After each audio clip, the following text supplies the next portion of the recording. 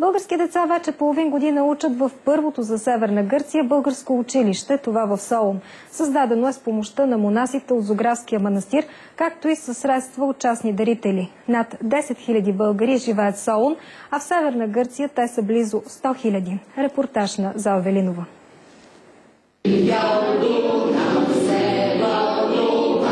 В Северна Гърция живеят предимно българи, които имат смесени бракове или работят сезонно тук.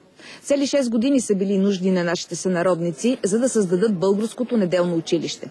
Монасите от манастира Свети великомъченик Георги Зографски им помогнали да намерят сграда в самия център на Солун.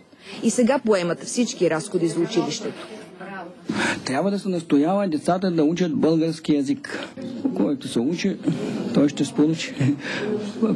И зависи от родителите, ако настояват, ако ги поддържат. Повечето от децата говорят чудесно български. Знаят много наши стихотворения и песни.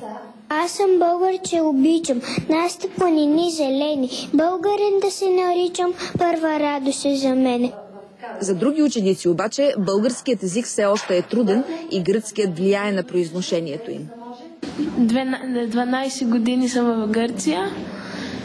Имаме много приятели в България. Мама е българка, а тата е грък. Аз съм родена в Гърция, повече обичам български. А вкъщи на какъв език говорите?